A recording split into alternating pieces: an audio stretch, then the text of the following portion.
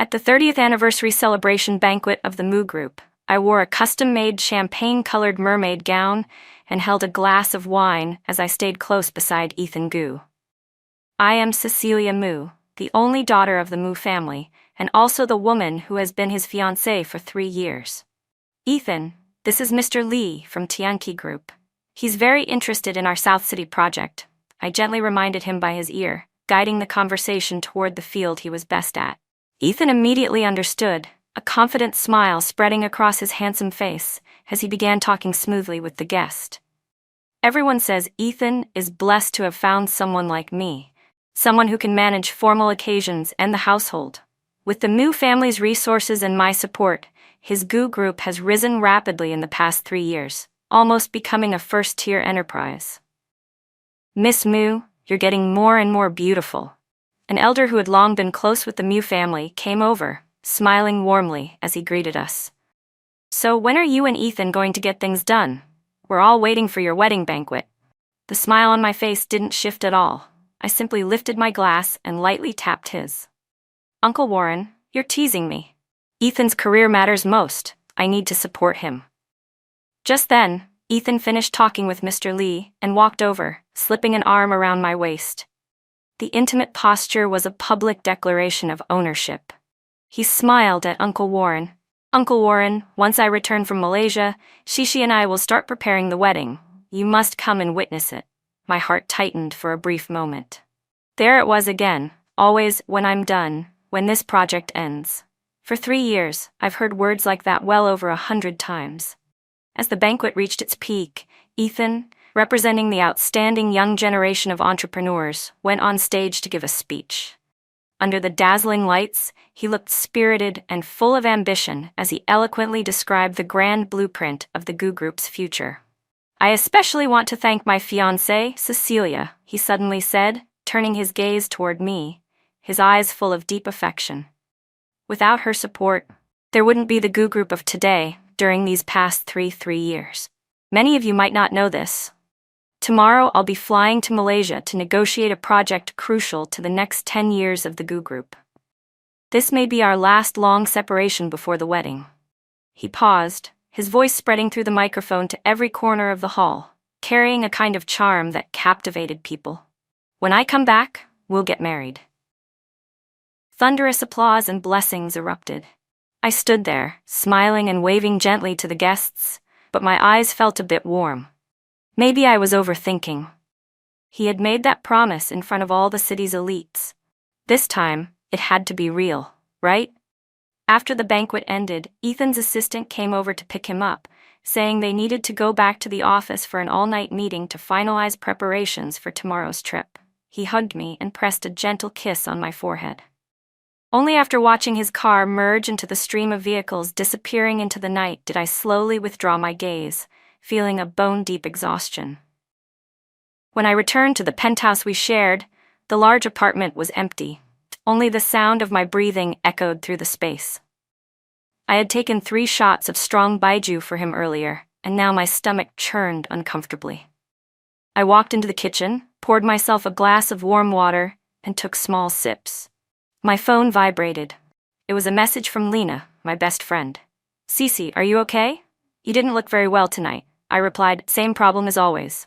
My stomach felt a bit off, but I'm much better now." "You spoil Ethan too much," she wrote back. "You take everything on for him. And his white moonlight, Wendy Lane, didn't she just get divorced and return to the country recently? You'd better keep your guard up." The name Wendy Lane pierced my heart like a thin needle, sudden and sharp. She was Ethan's college classmate, the woman he once loved but could never truly have, the cinnabar mole in his heart. She was also the lingering shadow over these 3 years of my supposed married life.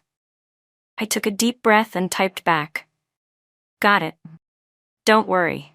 I didn't want Lena to worry about me, and I didn't want to admit that deep down, my heart had already been thrown into a raging storm because of this woman's return. I only hoped that Ethan's promise tonight would be enough to calm all this anxiety. I didn't sleep well that night. The burning pain in my stomach tangled with the panic in my heart, keeping me tossing and turning. When I woke up the next morning, the space beside me was still cold. Ethan hadn't come back. I pushed down the disappointment in my chest and got up to pack his luggage for the business trip to Malaysia. He has a mild cleanliness obsession and hates using hotel toiletries. He's also extremely particular about how his dress shirts and suits are paired. For the past 3 years, I've been the one personally taking care of all of this. I folded each freshly ironed piece of clothing and placed it neatly into the suitcase, then put his usual stomach medicine, shaving lotion, and skincare products into his toiletry bag one by one. When I finished everything and looked at the half-full suitcase, a sudden sense of absurdity washed over me. We were like an old married couple who treated each other with polite respect. Everything except two people madly in love. My phone rang. I thought it was Ethan. When I picked it up and looked, it was an unfamiliar number. I hesitated for a moment, then answered. "Hello, is this Miss Mu, Cecilia?" On the other end was a girl with a slightly affected tone. "Yes, this is she. And you are?" I asked. "I'm Ethan's friend," she said, letting out a soft laugh, a faint trace of pride hidden in it. "His phone died, so he's using mine to let you know he's safe. He's already at the airport and asked me to tell you that everything's fine, so don't worry." My fingers tightened around the phone until the case creaked. Friend? What kind of friend is close enough to him to make this kind of call on his behalf right before he gets on the plane, sounding almost like a declaration of ownership? In my mind, I couldn't help but see Wendy Lane's delicate, helpless-looking face. "Got it. Thank you," I said, using every ounce of strength I had to keep my voice calm and steady. After I hung up, I sat dazed on the edge of the bed for a long time without moving. Sunlight poured through the floor-to-ceiling windows, scattering dappled patterns across the floor, but I felt cold all over. Maybe I'm overthinking it, I tried to comfort myself. Ethan wasn't someone who didn't know where the line was. To distract myself, I started working through some documents from the Mu group. My father is getting old and his health isn't good, so a lot of company matters fall on my shoulders. That's also why I need this marriage alliance with the Gu family so badly to secure the Mu group's foundation. The entire afternoon slipped away quietly in my busyness. Around dusk, Lena called. Her voice sounded unusually urgent, even carrying a suppressed anger. "Cici, where are you right now? Are you alone?" "I'm at home. What's wrong?" My heart gave a sudden jolt, a bad feeling creeping up on me. "Sit down first. Take a deep breath," Lena said.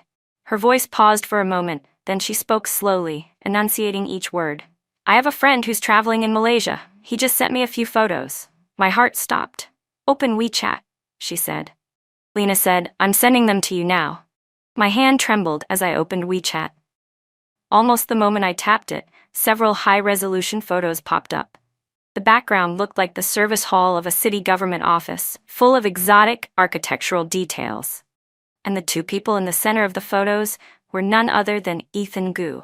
Someone I knew better than anyone in this world, and a petite woman leaning against him. Ethan was wearing the white shirt I had prepared for him. On his face was a bright, genuine smile I had never seen before, pure, effortless happiness. And the woman beside him was Wendy Lane. The two of them were holding up a red booklet together, one that looked unmistakably like a marriage certificate. Wendy was smiling blissfully, her head resting gently on Ethan's shoulder, and the huge diamond ring on her finger glittered so harshly under the light it made my eyes sting. In the bottom right corner of one of the photos, the timestamp clearly showed, taken 1 hour ago. I felt the blood in my entire body freeze instantly. The so-called critical project. The so-called last long separation before the wedding. All of it was a lie, an elaborate, complete lie. He wasn't going on a business trip. He had gone to get married. Just as my mind went blank and I could hardly think, a new message popped up from Ethan on my phone. "Cici, did you get home? Rest early. Love you, miss you." He even added a kissing emoji. In that moment, I didn't feel anger or sadness. All I felt was a deep, bone-chilling nausea. It was as if a huge, cruel cosmic joke had been played right in front of me, and I was standing at the center of it, the ridiculous clown for everyone to see. 3 years of swallowing my pride. 3 years of carefully maintaining this relationship. 3 years of convincing myself that everything would be okay. And all of it shattered, completely, because of a few photos and one hypocritical text message. I stared at the love you, miss you on my screen and suddenly let out a small laugh. Then the laughter grew, louder and louder, until I bent over holding my stomach, but not a single tear fell. So a person really could be this fake, so fake it made you laugh. I didn't know how long I laughed. Only when my chest began to ache did I slowly straighten up. In the mirror across from me, I saw a pale face drained of all color, but the eyes were shockingly bright. It was the look of someone pushed to the edge, finding a strange, quiet clarity where there should have been despair. I didn't reply to Ethan's message, nor did I block him. I simply silenced my phone and tossed it onto the sofa. Then I slowly walked toward our shared walk-in closet. The closet was large enough to be a small showroom. One half was filled with Ethan's suits and dress shirts, arranged perfectly by color and season. The other half held my dresses and everyday clothes.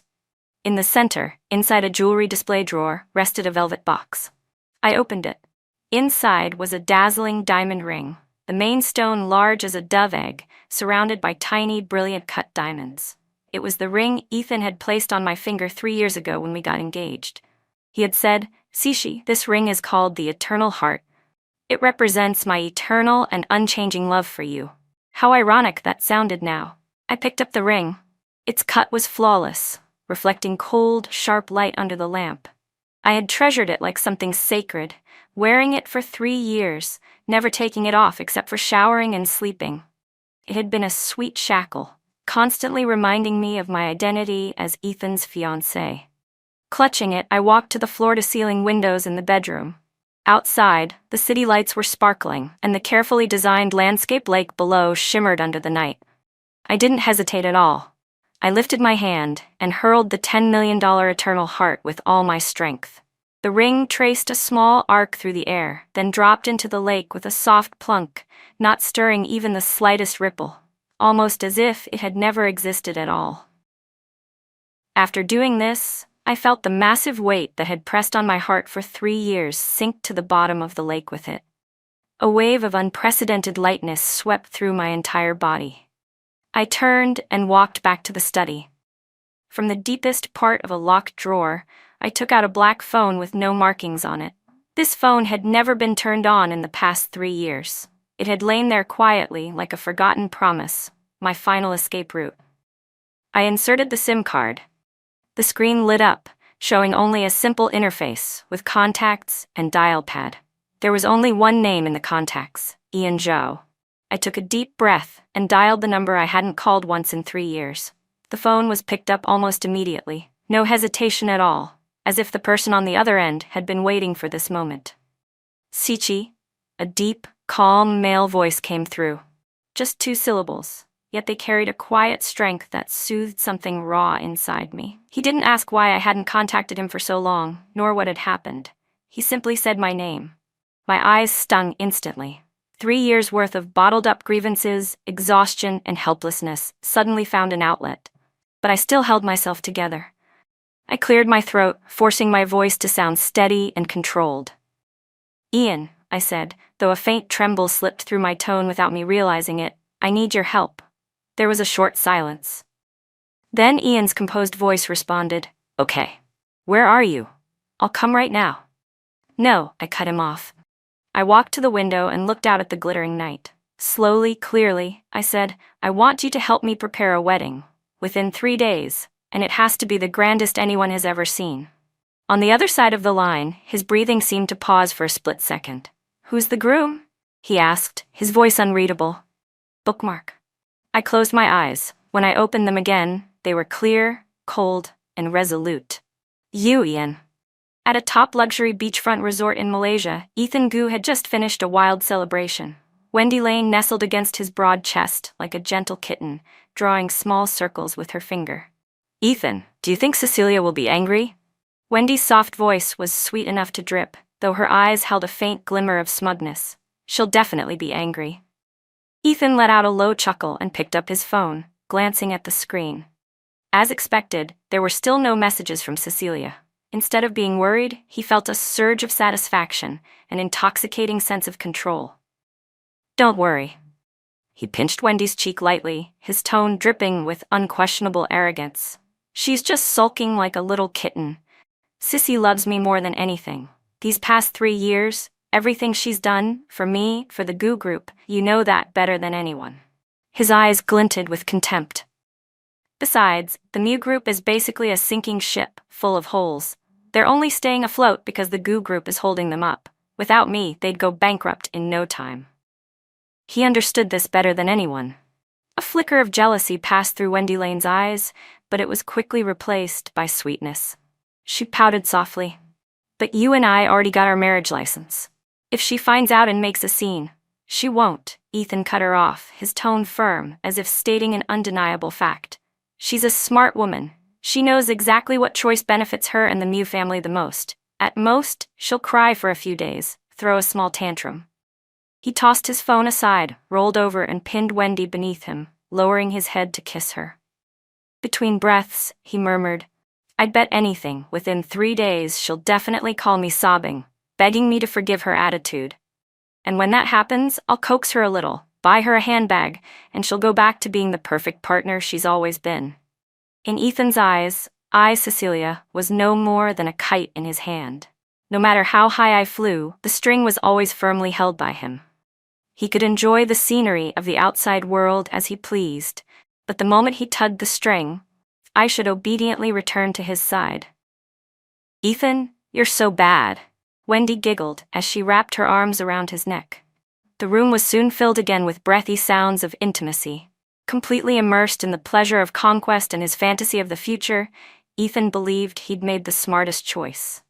He had finally obtained the white moonlight he'd longed for, yet he was confident he wouldn't lose me, the useful fiancée, and the powerful Moo family behind me. He had even prepared an excuse for when he returned home.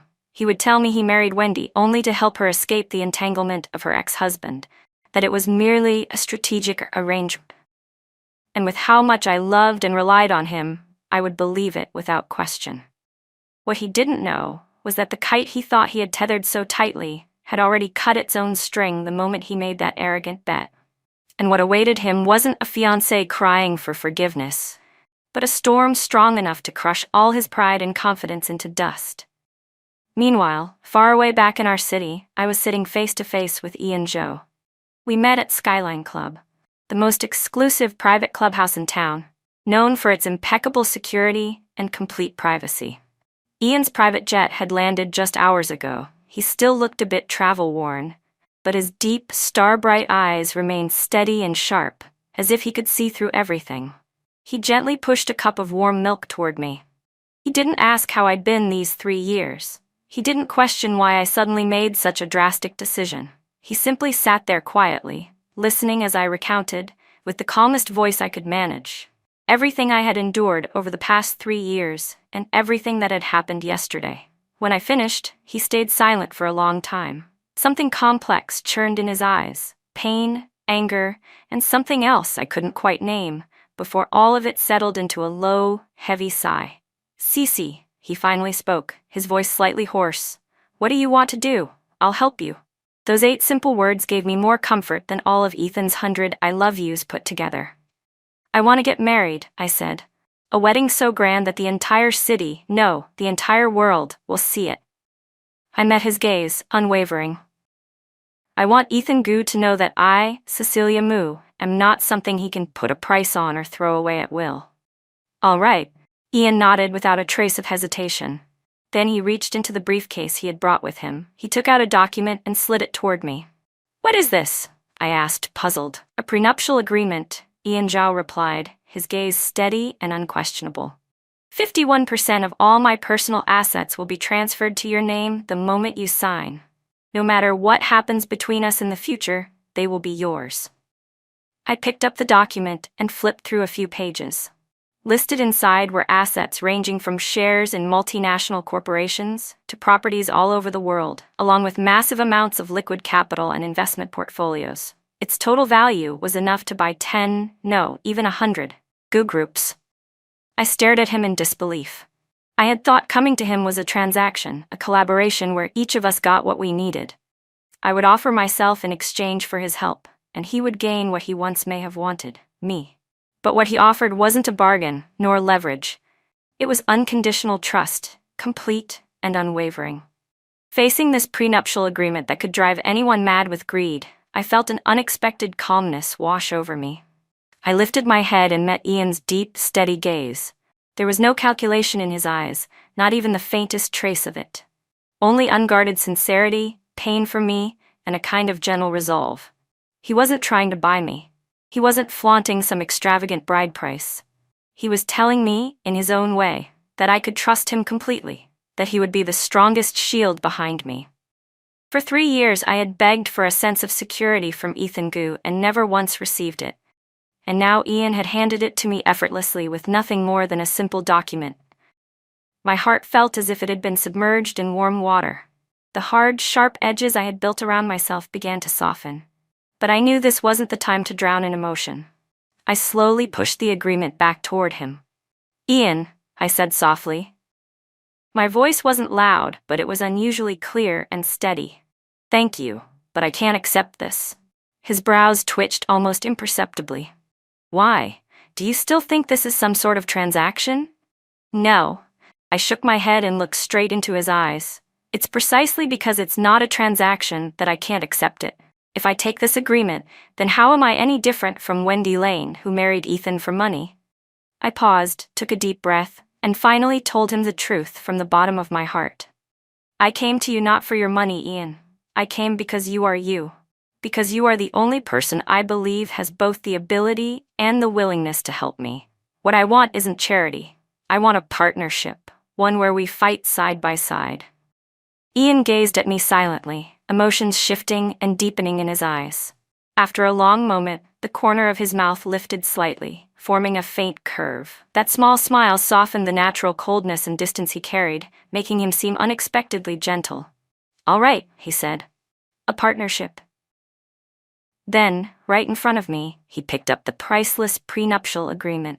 I thought he was going to put it away, but instead he reached for the lighter on the table and set a corner of the document on fire. Blue flames devoured the paper in seconds, reducing it to wisps of smoke and a pile of ash. "Shishi," he said quietly, watching the last of the ashes fall, "I just wanted you to know, everything I have can be yours anytime." Then he turned to me, calm yet resolute. "Since we're allies, what war trophy do you want?" My gaze drifted through the thin veil of smoke and landed on the sharp lines of his profile.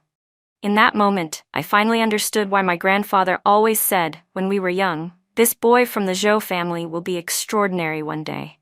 He had a steadiness far beyond his age, a kind of natural authority, and a rare ability to see straight into people's hearts. "I want the Gu Group."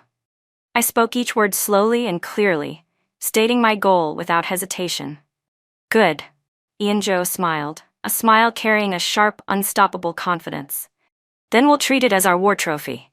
He took out his phone and dialed several numbers, speaking in a few languages I couldn't understand, issuing short and powerful commands. In less than 10 minutes, a temporary team made up of top-tier global talent had assembled online: Wall Street financial analysts, world-class PR strategists, renowned legal experts, and an execution secretary so efficient it was almost frightening. "My team," Ian said as he handed me the phone, "is now your team. Tell them your plan." I didn't feel even the slightest bit intimidated. Over the past 3 years, in order to help Ethan Gu, I had learned more about the Gu Group than Ethan himself. Every project, every financial transaction, every potential risk point, it was all engraved in my mind. I spoke into the phone, analyzing everything calmly and clearly. Right now, Gu Group has placed all of its bets on the new energy project in Malaysia. Their cash flow is already tight. To secure this project, Ethan has practically mortgaged most of the company's fixed assets. That is their greatest vulnerability. Our first step is to ensure that this project collapses completely. Second, I want a wedding that puts every media spotlight on me. The date is 72 hours from now. Third, once the wedding ends, we begin the official acquisition of the Gu Group. On the other end of the line, Ian's team paused briefly before erupting into rapid planning and execution. Data models, PR strategies, legal frameworks, everything was drafted in an astonishingly short amount of time. I looked at Ian Zhou, once just the quiet, gentle older boy next door, and saw that he had grown into a man who commanded empires with a word. He sat there calmly, occasionally giving one or two concise instructions, and it felt as if an invisible net was forming under his guidance, silently closing in on Ethan and his goo group. "What about the wedding plan? Any thoughts?" Ian asked as he ended the last call and turned back to me. His team's efficiency was terrifying. They had already prepared 3 different luxurious wedding designs, each extravagant in its own style. I shook my head and pushed the proposals aside. "These aren't important, Ian. I'm not having this wedding for happiness. It's a declaration that I, Cecilia Moo, am not a woman who can be tossed aside at someone's convenience, so I have only one requirement." He looked at me steadily. "What is it?" "It needs to be fast, and it needs to be explosive." I met his gaze, the fire of revenge burning fiercely in my eyes. "I want Ethan Goo to see this wedding when he's at the peak of his pride. I want the entire city to know that I left him and married a man 100, no 1,000 times better." Ian's gaze remained calm and deep, as if he could see through all the strength I pretended to have and touch the softest, most wounded part of me. "Okay," he said again, nodding. "No extra comfort. Just one word, but it landed with the weight of 1,000 pounds. He picked up his phone, dialed an internal line, and asked Anna to come in. Soon, a blonde woman with refined makeup and a sharp, capable aura walked through the door. She was Anna, Ian Zhao's chief secretary. "Anna," Ian said in a calm tone that allowed no room for doubt, "I need to hold a wedding with Miss Moo here in this city within 72 hours. Use the company's highest-level resources. Invite every media outlet we can possibly invite, and keep the groom's identity classified until the ceremony begins." A flicker of surprise passed across Anna's face, but she didn't ask a single question. She simply nodded professionally. "Understood, sir." Then she turned to me with a slight bow. "Miss Moo, I look forward to serving you." In the hours that followed, I truly witnessed, what it meant when the machinery of a business empire operated at full force. It was terrifying. The venue was originally the most exclusive state guest hotel in the city, fully booked for the next 3 months. But after a single phone call from Ian, they voluntarily cleared their entire schedule for 3 days later. For the wedding gown, the world's top haute couture houses airlifted their latest season's masterpieces overnight, exclusively for me to choose from. As for the guests, Anna drafted a list so expansive it included top figures from nearly every global field: corporate titans, political elites, academic giants, and even several members of foreign royal families. Meanwhile, I devoted all my energy to dismantling the Goo Group. I disclosed every piece of internal information I knew, without holding anything back, to Ian's financial team. The so-called trade secrets Ethan once bragged about, the bargaining chips he flaunted, every one of them became the sharpest blades aimed straight at his heart. To maintain the illusion of financial strength, the Goo Group fabricated an extremely polished set of financial statements, I explained coolly. The real gaps in their finances are here. Their connection with the Malaysian partners was arranged through a middleman named Raymond Chang. He's greedy and timid, the perfect weakness to exploit. Inside the company, several shareholders have already grown dissatisfied with Ethan's reckless decisions. We can approach them. I laid everything out clearly, logically, and with precision. On the other end of the call, the Wall Street experts initially reacted with surprise, but before long, their voices carried unmistakable respect. Ian sat quietly across from me, listening attentively. Occasionally, when I paused to drink water, he would hand me a fresh glass. His eyes never left me. In them, I saw admiration, concern, and a heat I had never seen from him before. Time passed second by second. The 72-hour countdown stretched tight like a drawn bowstring. On one end of that string was the net Ian and his team were weaving, tight, intricate, inevitable. Everything was progressing with flawless precision. On the other end was Ethan Goo, completely unaware. He was still basking in the thrill of winning his beloved woman and the fantasy of securing his super project. Occasionally, he felt annoyed that I still hadn't contacted him. But that irritation quickly dissolved beneath his arrogance, the belief that everything was firmly in his control. He even took the time to send me a few texts. "Sichi, still mad? Don't make trouble. I'm really busy here. I'll bring you a gift when I'm back." "Why aren't you replying? You're being immature. My patience is limited. Don't test my bottom line." I stared at the messages and felt nothing. No anger, no heartbreak, only amusement. I didn't reply. I simply took screenshots and sent them to Lena. She responded instantly with a barrage of vomiting emojis. Just wait, Lena added. I may or may not have accidentally leaked the mysterious wedding invitation to a couple of your big-mouth girlfriends. I guarantee that by tomorrow morning, the news will reach that jerk Ethan's ears. I let out a soft laugh. Good job ruining her day, I replied with an emoji. On the second day of the countdown, a silent storm began spreading quietly through the upper-class social circles. A beautifully designed, yet incredibly mysterious electronic invitation started landing precisely on the phones of every influential figure, through all kinds of discreet channels. On the cover was my name, Cecilia Mu, in elegant calligraphy, set against a blurred, starry background. The content was simple. You are cordially invited to the Grand Palace Hotel on the evening of date to witness Miss Cecilia Mu's wedding of the century. P.S. The groom will remain the biggest surprise of the night. That one line ignited 1,000 waves. Cecilia Mu? The Cecilia from the Mu family? Isn't she Ethan Gu's fiancée? What's going on? Wasn't Ethan supposed to be on a business trip to Malaysia? Why is his fiancée suddenly hosting a wedding back home? And the groom is a secret? What kind of move is this? Is this Ethan trying to surprise her? No way. I heard from someone inside Gu Group that Ethan will be in Malaysia for at least half a month. The timing doesn't match at all. Don't tell me Cecilia dumped him and found someone else? The moment that speculation dropped, a burst of laughter followed. Impossible. Everyone knows Cecilia is madly in love with Ethan. And besides, in the entire city, who could compare to Ethan? The Mu family is practically being held afloat by the Gu Group. She wouldn't dare offend him.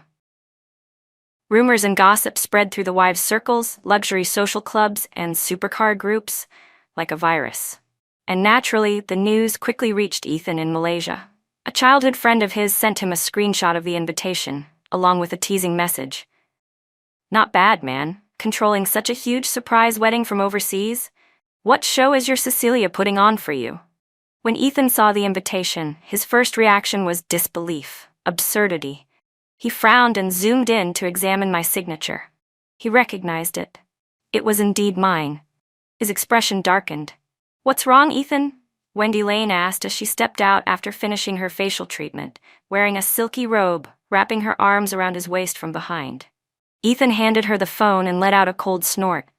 Look at your good friend, already stooping to these low tricks to pressure me. A flash of panic crossed Wendy's eyes, but she quickly forced a casual smile. She must have heard something and is bluffing to get your attention.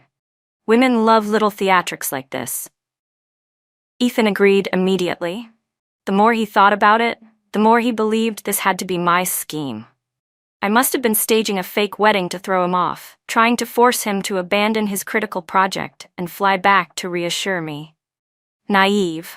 The corner of his mouth lifted into a cold, mocking smile. His eyes were filled with disdain toward what he considered my petty tricks. Instead of anger, he felt amused. He could already imagine how ridiculous I would look in 2 days when the wedding proceeded with no groom in sight. When I stood there humiliated in front of the entire city, he picked up his phone and replied to his friend, "Just wait for the show. Let's see how she ends this farce." Then he opened my chat window and typed, "Sichi, I didn't expect you to be this impatient. Using this kind of stunt to get my attention only makes you look cheap. Behave and wait for me to come back." He typed that message, but after thinking for a moment, he deleted it. No, he couldn't reply. He wanted me to wait in anxiety and fear, to make me deeply realize how terrifying the world was without him. He wanted me to pay for this stunt, to feel consequences. So he tossed his phone aside and completely ignored it. He thought he was the mighty hunter, watching his prey make one last futile struggle. He had no idea that the roles of hunter and prey had already quietly reversed. What he believed to be a childish trick was actually the guillotine prepared just for him. Meanwhile, at the Grand Palace Hotel, the eye of the storm, everything was progressing with unprecedented speed. I stood in casual clothes at the center of the vast main banquet hall. World-class planners, florists, and lighting designers rushed around me, turning every idea I mentioned into flawless reality. Anna walked over and handed me a tablet. "Miss Mu, These are the hosts selected according to your requirements. 2 are top national anchors, and 1 is an internationally renowned talk show host. I glanced at the list and tapped one at random.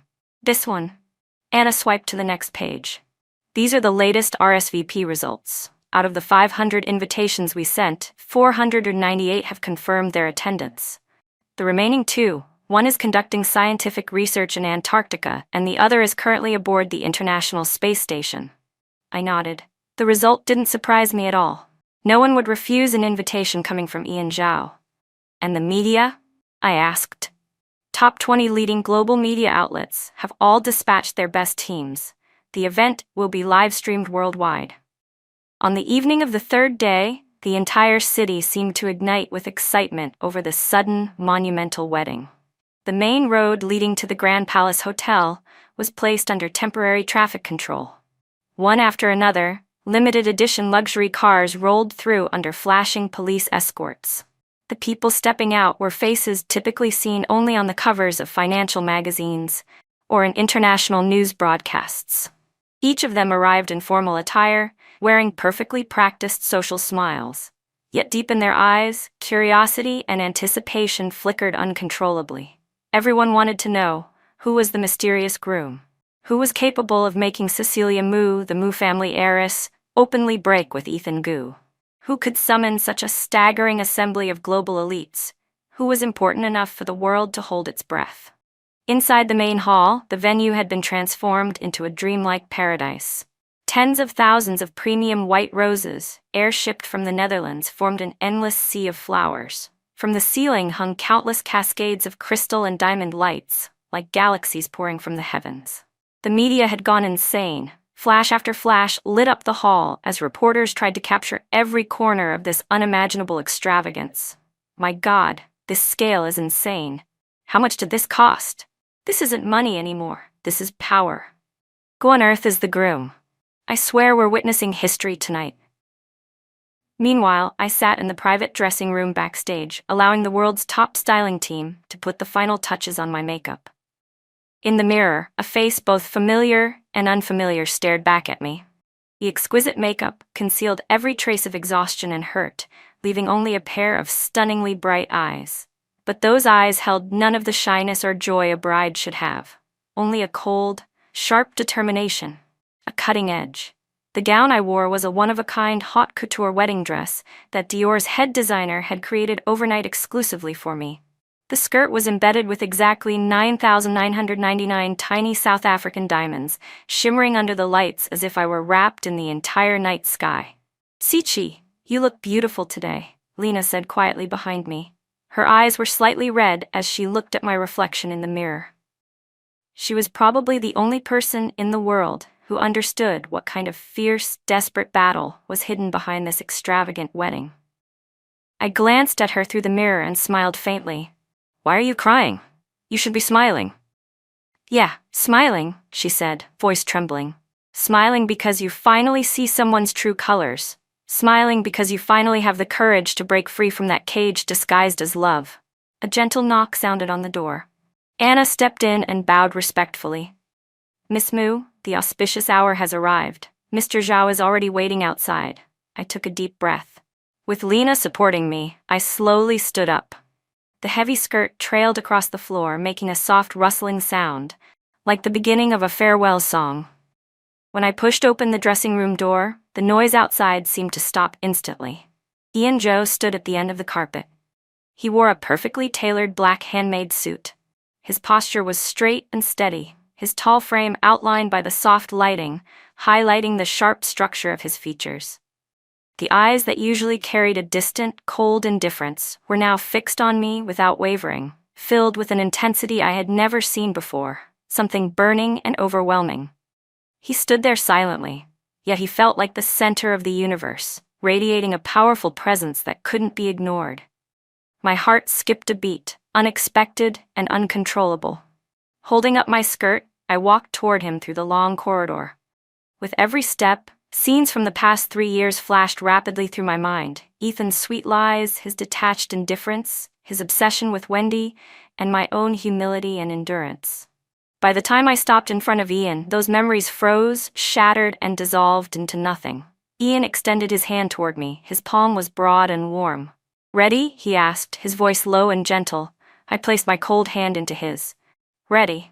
From this moment on, I was no longer Ethan Gu's fiancée, Cecilia Mu. I was the wife of Ian Zhou. He tightened his grip around my hand, then turned and walked beside me toward the grand doors leading to a new world. When the towering golden doors of the banquet hall slowly opened and Ian and I stepped out together, the entire world seemed to fall into silence. Every conversation, every musical note, every clink of glasses vanished in an instant. Thousands of eyes turned toward us at once, sharp as spotlights. Countless flashes erupted simultaneously, illuminating the red carpet beneath our feet as bright as day. Shock, confusion, and disbelief were written across every face. They recognized me, yet the man beside me left them utterly stunned. Who is he? What kind of man has a presence strong enough to make Cecilia abandon Ethan? What kind of background and power does he possess to make the world's elite willingly stand as the backdrop of his wedding?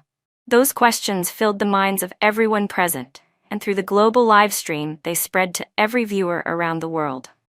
Meanwhile, inside the presidential suite of the Hilton Hotel in Malaysia, a small celebration banquet was underway.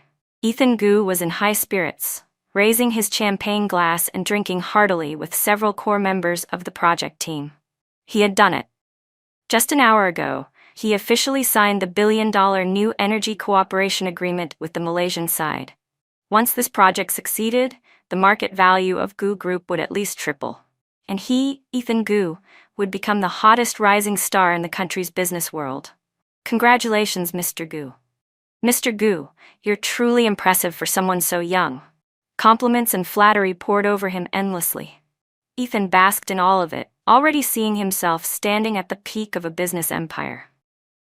Wendy Lane, dressed in an extravagant gown, floated through the crowd like a proud peacock, accepting congratulations with the posture of a hostess. "Ethan, you were amazing," she said, eyes full of adoration. "This is just the beginning," Ethan replied confidently, lowering his head to kiss her lips. Just then, a young assistant in the corner suddenly let out a panicked gasp. "Mr. Gu, look, something huge is happening back home." Ethan frowned in irritation. "Why are you yelling? What is it?" The assistant's hands trembled as he handed over his phone. "Here, look. It's a wedding, a global live stream." On the screen, a wedding was being broadcast live worldwide. Miss Cecilia Mu's wedding. Ethan's eyes snapped to the screen. When he saw the unbelievably extravagant venue, he froze for a moment, then let out a contemptuous laugh.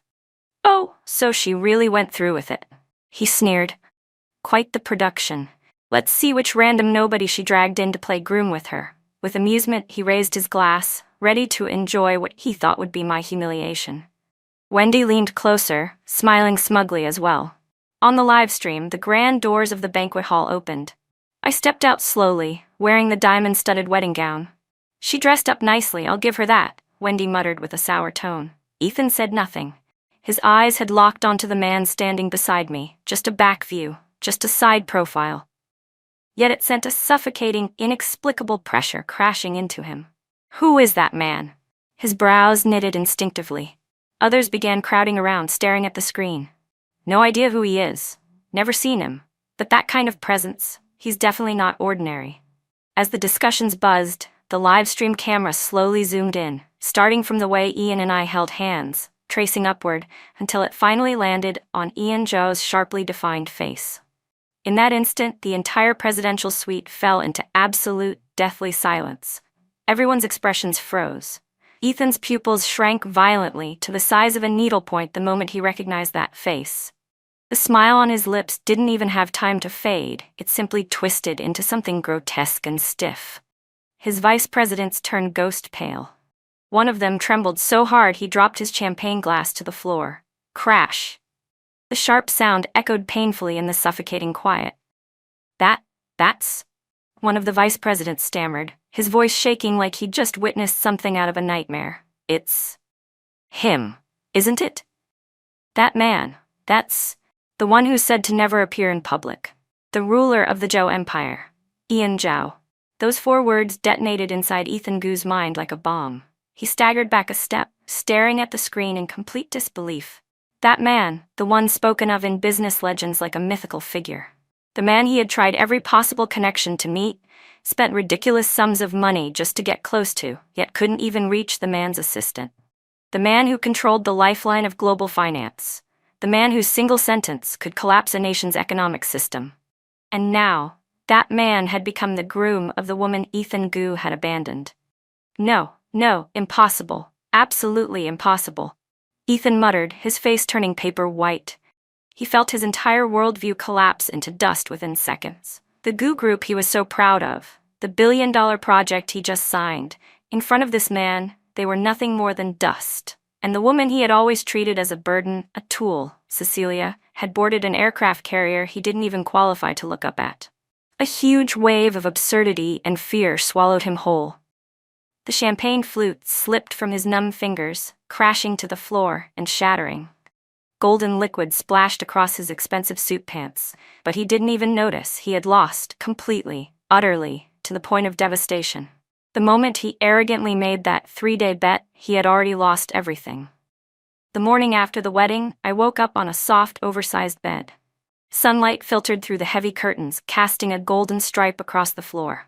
Beside me was Ian Zhao's sleeping face. Without his usual daytime sharpness and distance, his features in sleep were softened, relaxed, like a child who had finally let down all his defenses. We hadn't done anything last night. After the wedding ended, he brought me to this villa halfway up the mountain. He said he bought it years ago, but never lived in it, because it lacked a woman who belonged there. He carried me into the bedroom, helped me out of the heavy gown, tucked me under the blanket, and then pressed the softest kiss onto my forehead. "Rest well, Cixi," he said. "From today on, no one will ever be able to hurt you again." Then he slept on the sofa beside the bed, giving me space, giving me respect. Watching him breathe peacefully now, my heart tightened with a complicated, overwhelming mix of emotions. In one night, this man gave me the kind of wedding women could only dream of, the kind that commanded awe from the entire world.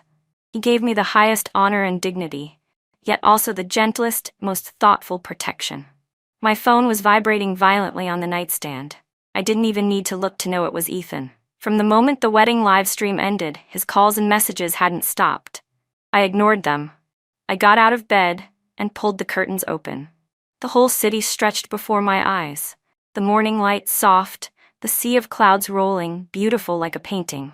I stood there overlooking the city I had lived in for over 20 years, and for the first time, felt truly powerful. I no longer needed to depend on anyone. I no longer needed to endure anyone. I was my own strength. A soft sound came from behind me. Ian was awake. "Morning," he said, his voice still rough with sleep. "Morning," I replied with a smile. After washing up, we went downstairs together to have breakfast. The long dining table was filled with an array of beautifully prepared breakfast dishes. Anna was already waiting nearby, and the moment we came downstairs, she stepped forward to report. "Sir, Miss Moo," she said, handing me a tablet. "Gu Group has made a move." On the screen was Gu Group's real-time stock price chart. The market had been open for less than 10 minutes, and the stock had already hit limit down. The news of last night's wedding had triggered massive shockwaves across global financial markets. Every investor and partner associated with Gu Group had chosen to withdraw or freeze cooperation immediately. Especially the Malaysian project, Anna added. Their parent company issued an official statement at dawn, unilaterally terminating all cooperation with Gu Group. I looked at the plunging green line collapsing thousands of points downward like a waterfall.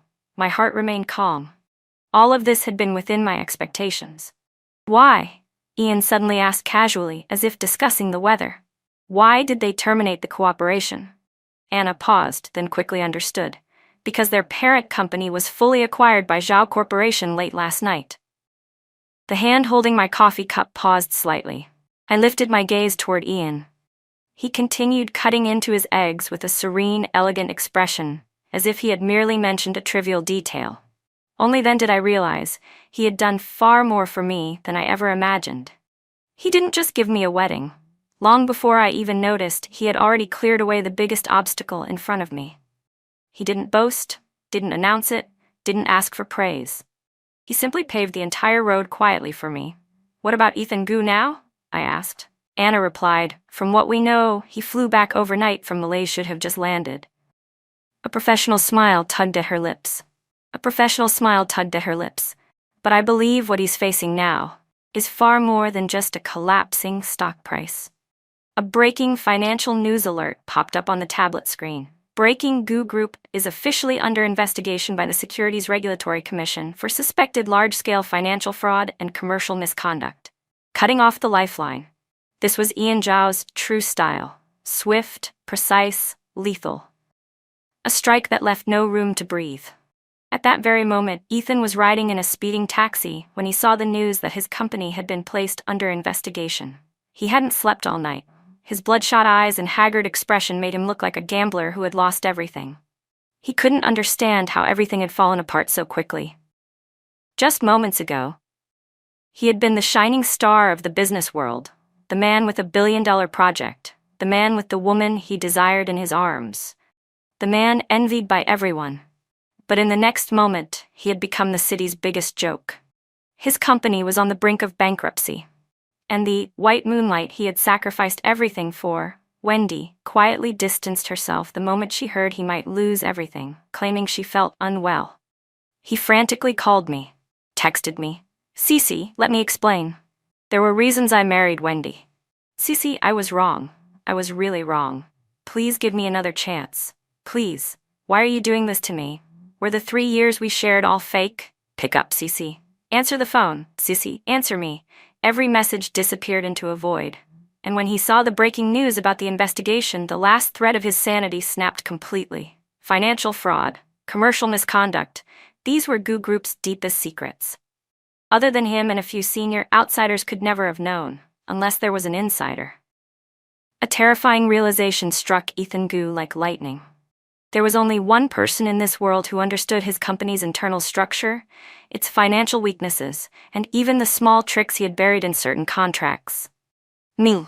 Cecilia Mu. Ethan's entire body began to shake violently. He finally understood. This wasn't an accident. This was a deliberately planned, precision strike aimed straight at him.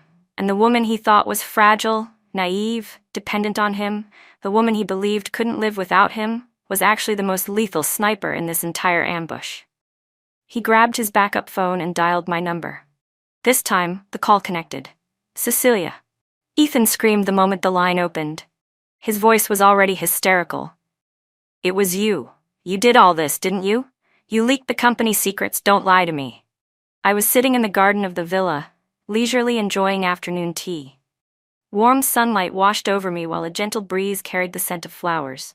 I set the phone on speaker mode, placing it on the table, then used a small silver spoon to stir my tea calmly. Mr. Gu, I said lazily, a soft hint of a smile in my voice. I'm not sure what you're talking about. Don't play dumb with me. Ethan's voice grew shrill and piercing from rage. You venomous woman, I must have been blind to think you were kind. How could you do this to me? How I did this to you, I echoed slowly. Did I force you to fly to Malaysia and marry another woman? Did I force you to hollow out your own company for that project? Did I force you to falsify financial reports? You. He was instantly choked speechless. I lifted my cup and took a delicate sip of tea before continuing.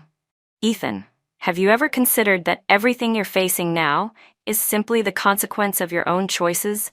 You chose betrayal. You chose deceit. You chose shortcuts and fraud. Now you're just paying the bill for those choices. Paying the bill? Ethan let out a hysterical laugh, like he'd heard the most ridiculous thing in the world. You think just because you married Ian Zhou, you're untouchable now? Let me tell you something, Cecilia. I'm not done with you. I'll destroy your reputation. I'll make sure everyone sees what kind of woman you really are. I let out a soft, contemptuous laugh. I'll be waiting, but I'm afraid you won't get the chance. I paused for a moment, then my voice dropped, turning cold and sharp like a blade cracking through ice. Oh, Mr. Gu, I forgot to tell you something. You owe me a lot more than just 3 years of my youth. What do you mean? For the first time, fear leaked into his voice.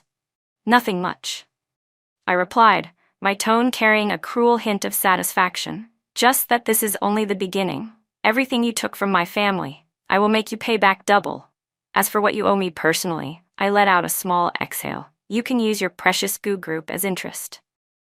Before he could erupt again, I hung up cleanly. Overnight, the once iconic goo group headquarters had turned from a symbol of power into a crumbling structure battered by storm winds. Crowds of suppliers demanding payment, furious investors, and sharp-nosed reporters gathered at the entrance daily. Employees were panicking. Resignations poured in like waves. Ethan Gu was like a wild beast trapped in a cage, thrashing desperately in all directions, but finding no escape anywhere. He tried reaching out to the business partners who used to call him brother, but none of them answered his calls. Those who did pick up fed him excuses and polite lies. He went to the bank to apply for a loan, only to be told that Goo Group's credit rating had dropped to the lowest tier. Everyone was avoiding him like he carried a plague. He finally understood what it meant to fall from a tree and watch all the monkeys scatter, and what it meant for a crumbling wall to be pushed by everyone. But the final straw, the one that broke him completely, came from the woman he had sacrificed everything for. Wendy Lane. On the first day of the crisis, Wendy acted like a gentle, understanding angel. She clung to Ethan's arm, whispering comfort, telling him she would stay by his side no matter what happened. Ethan was moved to tears. He felt the whole world had abandoned him, except Wendy, his true love. He transferred the last bit of liquid funds he had directly to her. "Use it for now," he told her. "Don't let yourself suffer." But by the second day, Wendy changed. She began complaining the housemaids had left. Complained that the luxury boutiques she frequented no longer dared to let her buy on credit. Complained that the wealthy wives who used to flatter her now mocked her behind her back. By the third day, when Ethan failed to respond quickly to her messages because he was drowning in the company's crisis, she exploded over the phone. "Ethan Gu, do you even care about me anymore? Do you know what kind of hell I'm living in right now?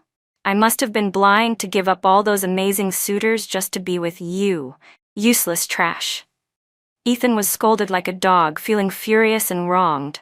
He wanted to explain, wanted to tell her he was doing everything he could, but Wendy didn't give him the chance.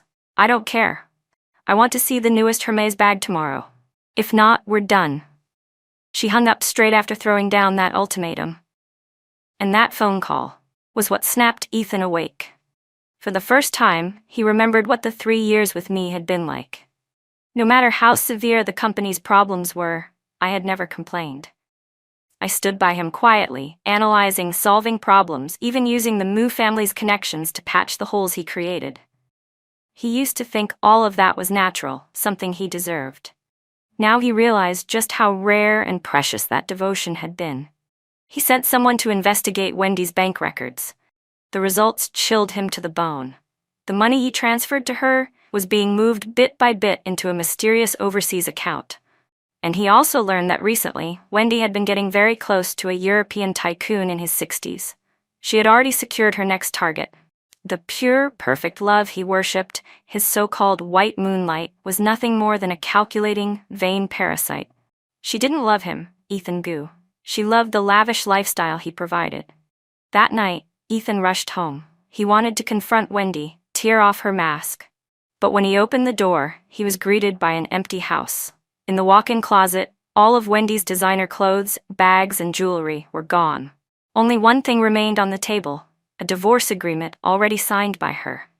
Ethan collapsed to the floor, laughing hysterically as he stared at the cold document, laughing and laughing, until tears streamed down his face. After this series of betrayals and crushing blows, the last shred of his pride was completely pulverized. He finally understood. The only person who might still save him was the woman he had hurt the most. And so, he made a decision so humiliating even he could barely believe it. To beg me, that was the humiliating decision Ethan finally made. He found out the address of Zhou Corporation's headquarters and spent several days haunting the entrance like a ghost. Security guards chased him away more than once. Pedestrians pointed and whispered about him. But he endured all of it. He had only one thought left. He had to see me. Finally, on a stormy afternoon, his chance came. The Zhou Corporation motorcade slowly exited the underground garage. Ethan recognized the long black Rolls-Royce in the center, Ian Joe's personal car. Like a madman, Ethan broke through the security barrier, throwing himself in front of the car. The screeching brakes cut through the downpour. The convoy came to a sharp, stable stop. The rear window lowered slowly. My face appeared, calm, expressionless. Ian sat beside me, his gaze sweeping lazily over Ethan, standing outside in the rain. His eyes held no emotion, only the kind of indifference one might show toward a piece of trash on the sidewalk. Ethan was soaked from head to toe, his hair plastered messily to his forehead, his expensive suit stained with mud. He stared at me, his eyes filled with tangled emotion, regret, unwillingness, and a trace of pathetic pleading. "Cece," he rasped, his voice hoarse. "Can we talk?" I didn't respond. I simply looked at him quietly. My silence made him flinch, but he forced himself to keep going. "I know I was wrong. Cece, I was a bastard. I wasn't human. I shouldn't have been blinded by Wendy, that bitch," he choked. "But I always loved you, I did. Everything you did for me these 3 years, I remember it all. Please, give me another chance. Let's start over." His voice broke, and then, with a splash, he suddenly dropped to his knees in the rain. Gasps erupted from the guards and passersby. The once high and mighty CEO of Goo Group was now kneeling like a stray dog, begging his ex-fiancée for forgiveness. I watched the pitiful sight before me, and to my surprise, felt no satisfaction, only a deep, indescribable exhaustion. "Ethan Goo," I finally said, my voice as cold as the storm outside. "Get up. Stop humiliating yourself here." "I won't get up unless you forgive me," he cried desperately, clinging to the last rope of his sinking ship. "Cece, you're soft-hearted. You always were. Didn't you say, no matter what mistakes I made, you'd always forgive me?" A bitter smile tugged at my lips. "Yes, I said that," I acknowledged softly. Then my tone sharpened, cutting like a blade. "But you seem to have forgotten. That promise only applied back when I loved you." Ethan's face turned ashen instantly. I looked straight into his collapsing gaze and shattered the last of his delusions, one word at a time. "You never loved me, Ethan. Not before. Not now. You loved my value. Before, you loved the Moo family's resources I provided you. Now you love the power standing behind me, Ian Zhao's influence." I looked down at him from inside the car, my expression devoid of mercy, only ice-cold judgment. "But unfortunately for you, Ethan," I paused, letting each syllable fall like a verdict, "you no longer hold any value to me. Your value is 0. And with that, I turned away from him completely. "Drive," I told the chauffeur calmly. The window rose, shutting him out, along with the last shred of hope he would ever have. The window rose slowly, shutting out Ethan Goo's face, twisted with despair and disbelief. The Rolls-Royce pulled away smoothly, its tires slicing through a puddle. Water splashed upward, soaking him in another layer of mud. In the rearview mirror, I saw him still kneeling in the exact same spot, like a statue abandoned by the entire world. But Ethan's kneeling didn't earn him any sympathy or any turnaround. Instead, the video captured by bystanders spread across the internet at lightning speed. It became the final straw that crushed Story Group. The company's reputation plummeted to the bottom of the abyss. The board held an emergency meeting and passed, unanimously, the motion to remove Ethan Goo from his chairman and CEO positions. He was stripped clean and thrown out of the very company he'd built with his own hands. And once Story Group lost its backbone, it became a fallen whale in the sea, instantly attracting swarms of sharks. Just when every major investment force was eager to tear off a piece of the carcass, a brand new company called Swallow Capital suddenly emerged. It had been registered for less than half a month, yet its background was powerful and mysterious. With overwhelming force, it swept aside all competitors in mere days, becoming the sole and final acquirer of Story Group. The final acquisition meeting was held in Story Group's largest conference room. I, as the CEO and chief representative of Swallow Capital, sat in the seat that once belonged to Ethan Goo. On my left was the team Ian Zhao assigned to me, top-tier Wall Street lawyers and accountants. Across from me sat the remaining senior shareholders of Story Group, their faces ashen, their eyes filled with fear, disguised as respect. The entire meeting lasted less than 30 minutes. I didn't give them any room to negotiate. I directly announced my price. I'm purchasing all core assets of Story Group at the price of $1, and assuming all of its debt. The price was humiliating. but no one dared object. Everyone understood clearly, if Swallow Capital didn't step in, the only path left for Story Group was bankruptcy liquidation, where they would lose everything. I agree. I agree as well. One by one, the shareholders raised their hands like soldiers lining up to surrender. The final acquisition agreement was placed before me. I picked up the pen and without hesitation signed my name, Cecilia Moo. From that moment forward, Story Group was officially renamed Swallow Moo Group, and I was its sole owner.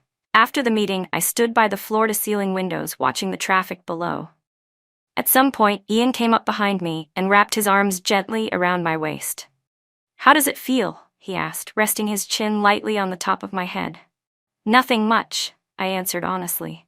There was no thrill of vengeance, no joy of victory. My heart felt calm, like deep, undisturbed water. Perhaps when I threw away that ring 3 weeks ago, the name Ethan Gu had already died inside me. Everything I did wasn't for him. It was for myself, for that foolish, patient, self-sacrificing version of me that needed to be laid to rest.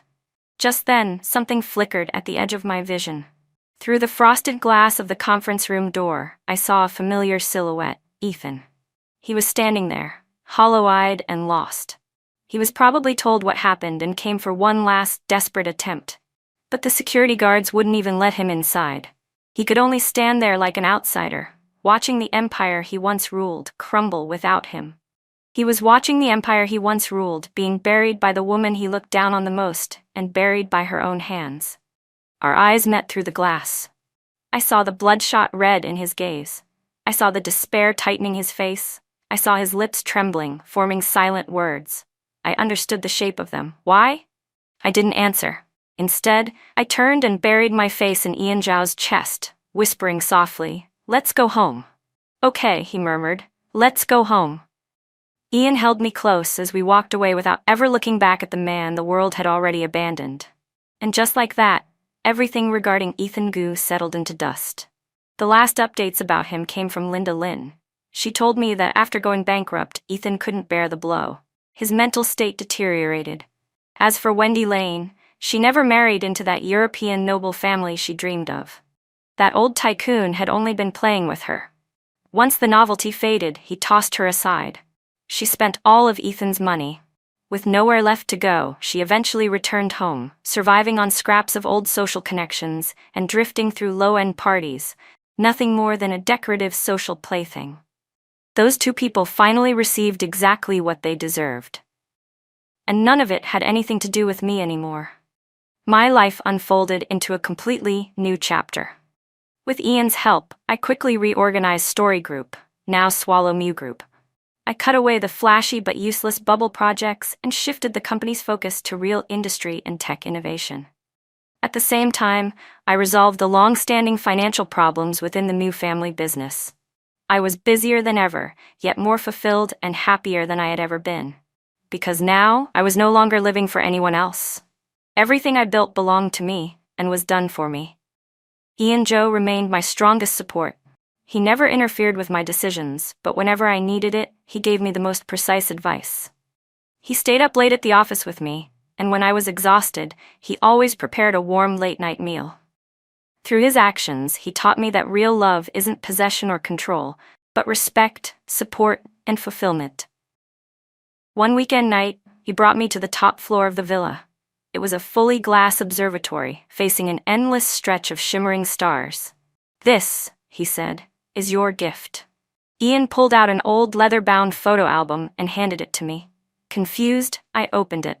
The album was filled with pictures of me, from my childhood with braided pigtails to my teenage years in a school uniform, to the version of me who had once been engaged to Ethan Gu. Every single image recorded a stage of my life, and beside each picture was a small note written in firm, steady handwriting. Today she ranked first in her exam. She smiled so hard her eyes curved like crescent moons. Today a boy gave her a love letter. She rejected him. I was relieved. Today she accepted someone's proposal. She looks happy, but I feel that man doesn't deserve her. I'm sad. The last page was a full diary entry, written on the day I got engaged. I saw her again today. She's like a star in the sky, bright, distant. And I am only a follower of light, standing on the ground. I don't know how long I must wait, but I will keep waiting, because she is my star. My tears finally broke loose, falling onto the album in heavy drops. I looked up at him, through blurred vision. Ian? He cupped my face gently with warm fingertips, wiping my tears away. Then he pulled me into his arms, resting his chin atop my head. His voice was deep and warm like a cello vibrating in the still, star-filled night. Back then, I could only watch my star from far corners of the world. His arms tightened around me, as if he wanted to draw me into his very bones. But now, he whispered, lowering his head, he pressed a reverent, tender kiss to my lips. Now I can finally hold my entire sky. I closed my eyes and rose onto my toes, kissing him back with all the fire in my heart. Outside, the stars were blazing, the light stretching across the endless night. And I knew I had finally found the man who could stand beside me and share the whole sky. Our story was only beginning.